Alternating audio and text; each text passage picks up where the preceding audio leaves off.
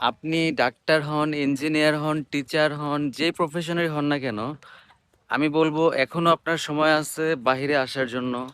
আপনি যদি ম্যারিড হয়ে থাকেন তাহলে আপনি ফ্যামিলি নিয়ে আসতে পারবেন, বেবি সহ আসতে পারবেন, এখনো সুযোগ আছে।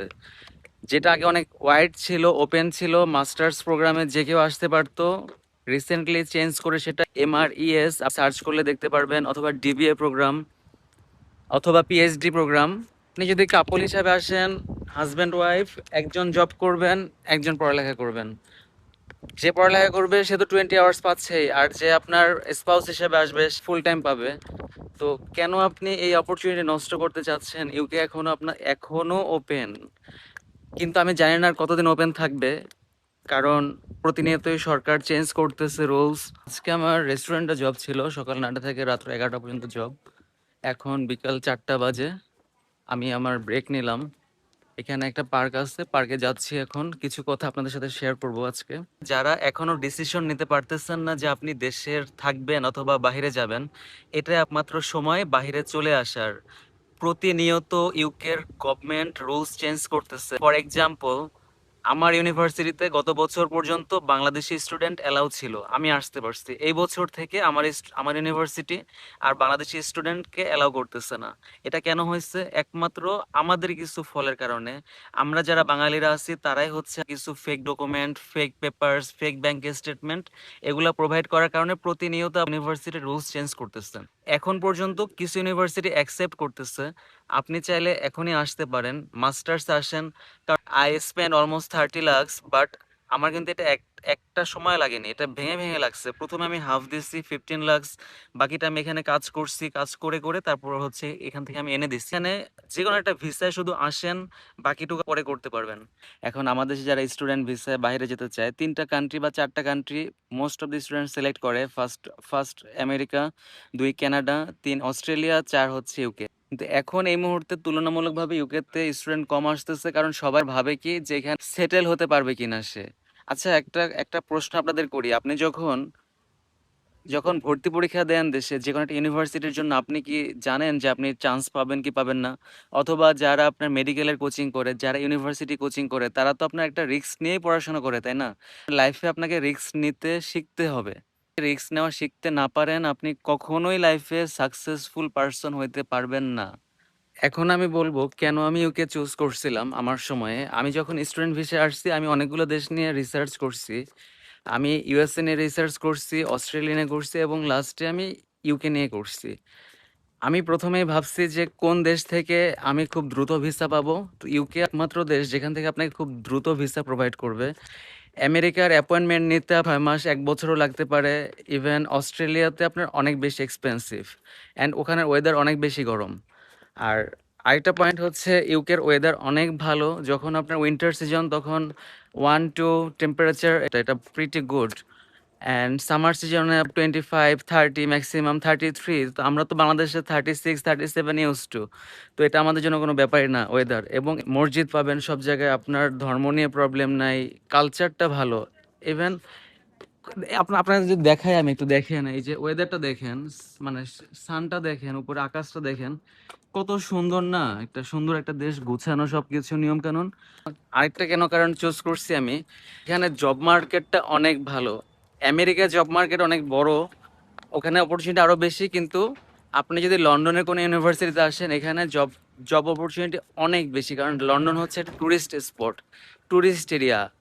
এমনিতে মানুষ এখানে ঘুরতে আসে, আমেরিকা থেকে ঘুরতে আসে, ইউরোপ থেকে ঘুরতে আসে। তো আপনার এখানে যেই জায়গাটা যত বড় ট্যুরিস্ট স্পট, সেখানে তত বেশি জব অপরচুনিটি আপনার জন্য। আপনি ভ্যারাইটিস আইটেমের জব করতে পারবেন যদি আপনার স্কিল ভালো হয়। স্কিল মিনস আপনার কথা বলতে জানতে হবে, আপনার মানুষের সাথে মিশতে হবে।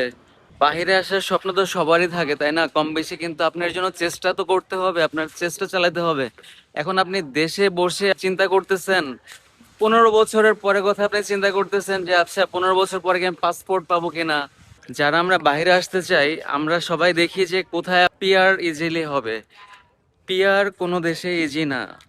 প্রতিটা দেশে পিআর চেঞ্জ করতেছে। কেন চেঞ্জ করতেছে? কারণ একটা সময় ছিল যখন আপনার খুব ইজিলি প্রোভাইড করতো, এখন সেটা চেঞ্জ করে কঠিন করতেছে। কারণ যারা স্কিলড তাদেরকে রাখতে চাচ্ছি। একটা দেশ আপনাকে নাগরিকত্ব দিবে, কেন দিবে? অবশ্যই আপনার মধ্যে এমন কিছু আছে বা যেটা অন্য কারোর মধ্যে নাই, তার দেশের অনেক নাগরিকের মধ্যে সেই স্কিলটুকু নাই, আপনার আছে। এই জন্য সে আপনাকে নাগরিকত্ব দিবে তার দেশের উন্নয়নের জন্য। এটা আপনার বুঝতে হবে। এখন আপনি পড়ালেখা করতে আসতেছেন, ভালো কথা, আপনি পড়ালেখা করেন, মাস্টার্স কমপ্লিট করেন, শেষ করেন, আপনি জব সার্চ করেন, পিএইচডি করেন, জব সার্চ করেন, তারপর আপনি পিআর নিয়ে ভাববেন। কিন্তু আমাকে আমাকে কয়েকজন হচ্ছে নক করছে, ভাই লন্ডনে কি এখনো আপনার অপরচুনিটি আছে? বা এখন তো শুনলাম যে লন্ডনে বা ইউকেতে আপনার অপরচুনিটি কম, সেটেল হওয়া যায় না। সেটেল হওয়া তো বহুত পরের কথা, ভাবতে হবে 1 বছরের কথা।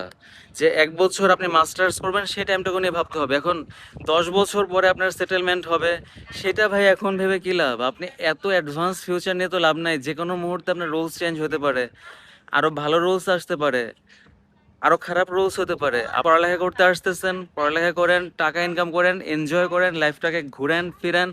অনেক সুন্দর ইউরোপ, পৃথিবীটা অনেক বড়, অনেক সুন্দর, দেখার মতো অনেক কিছু আছে। আমরা যখন এদেশে আসি তখন কিন্তু আমরা ফুললি বেবি। এই দেশের কাছে আমরা বেবি, কারণ আমরা কিছুই জানি না, আমাদের কোনো অভিজ্ঞতা নাই, কোনো এক্সপিরিয়েন্স নাই। প্রত্যেকটা মানুষের ফিল্ড কিন্তু ডিফারেন্ট। তো এখানে কিন্তু কেউ একদিনেই বড় হয় না। আপনার একটা জিনিসে অ্যাচিভ করতে হলে আপনার সেখানে পরিশ্রম করতে হবে, হার্ড ওয়ার্ক থাকতে হবে, দৃঢ় বিশ্বাস থাকতে হবে আপনার নিজের উপরে যে আপনি এটা অ্যাচিভ করতে পারবেন। নিজের প্রতি নিজের আত্মবিশ্বাস থাকতে হবে। এখানে আপনাকে বারবার মানুষ ভাঙবে, আপনাকে আপনার আপনার সাথে প্রতারণা করবে।